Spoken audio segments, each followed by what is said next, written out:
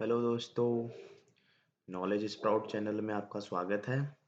और आज की इस वीडियो में मैं आपको बताऊंगा मोस्ट इम्पॉर्टेंट टॉपिक्स। ठीक है। जो कि क्लास 11th फिजिक्स के होने वाले इसमें। ठीक है।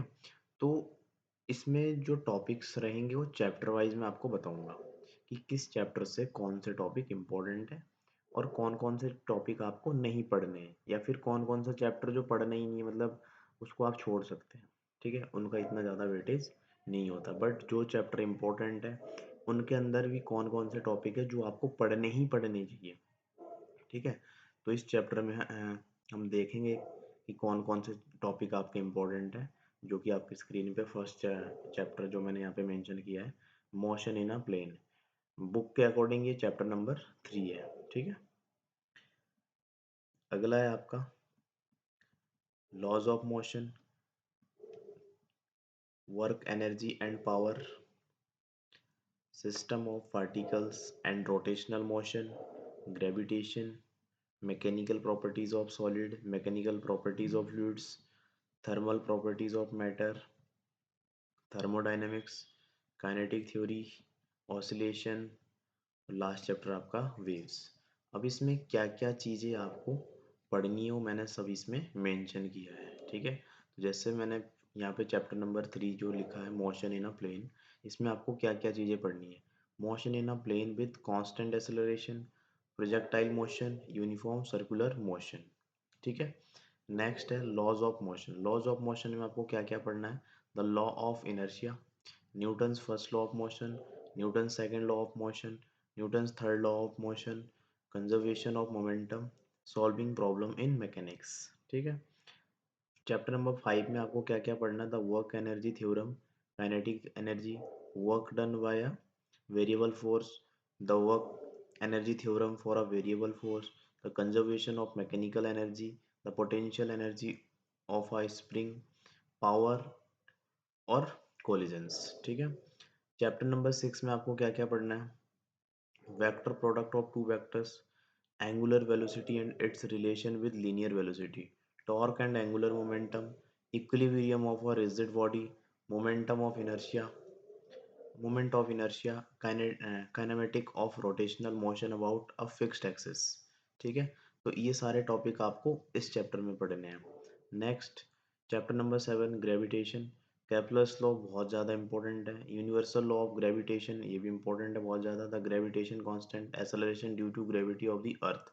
इसके ऊपर आपको न्यूमेरिकल करने को मिलेंगे। और जो नेक्स्ट टॉपिक है acceleration due to gravity below and above the, इसका डेरिवेशन बहुत बार आता है। ठीक है। और न्यूमेरिकल भी बनते हैं इस पे भी।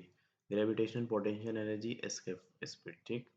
नेक्स्ट में stress strain curve, Hooke's law, stress strain curve, ये इसमें इंपॉर्टेंट है। इसके अलावा जो टॉपिक हो इतने ज़्यादा इंपॉर्टेंट नहीं है, और इस चैप्टर का वेटेज ज़्यादा नहीं है, बट फिर भी इसके अंदर जो इंपॉर्टेंट टॉपिक हो ये 3 टॉपिक है जो आपको बहुत अच्छे से आने चाहिए। नेक्स्ट है चैप्टर नंबर 9, इसमें आपको पास्कल लॉ, हाइड्रोलिक मशीन बहुत अच्छे से आना चाहिए। और इसमें मोस्ट इंपॉर्टेंट जो है वो है बर्नौली थ्योरम। ठीक है। इसके ऊपर आपको न्यूमेरिकल की भी प्रैक्टिस करके जानी है, और बर्नौली थ्योरम को बहुत अच्छे से प्रैक्टिस करके जाना, क्योंकि इसकी डेरिवेशन भी आती है। ठीक है। विस्कोसिटी, विस्कोसिटी के अंदर आपको स्टोक्स लॉ बहुत अच्छे से करके जाना है। ठीक है। नेक्स्ट है आपका thermal properties of matter. Thermal properties of matter के अंदर आपको ये टॉपिक मैंने यहाँ पे मेंशन किया है, ideal gas equation and absolute temperature. ठीक है।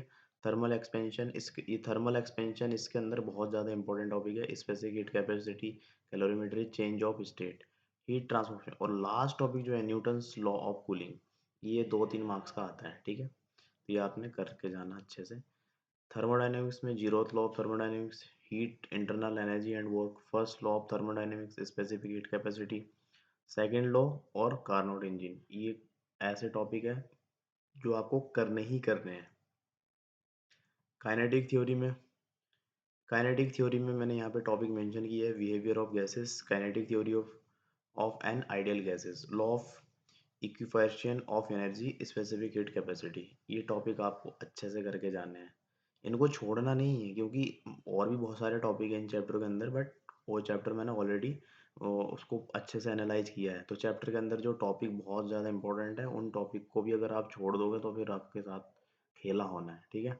ऑसिलेशन में आपको सिंपल हार्मोनिक मोशन, जिसको आप एसएचएम भी बोलते हैं, इसको अच्छे से करके जाना। Simple harmonic motion and uniform circular motion, velocity and acceleration in simple harmonic motion, force law of simple harmonic motion, energy in simple harmonic motion. ये सारे टॉपिक बहुत ज़्यादा इंपॉर्टेंट है, ठीक है। लास्ट चैप्टर से आपको क्या क्या करके जाना है? The speed of travelling wave, the principle of superposition of waves. The principle of superposition of waves बहुत ज़्यादा इंपॉर्टेंट है, ठीक है।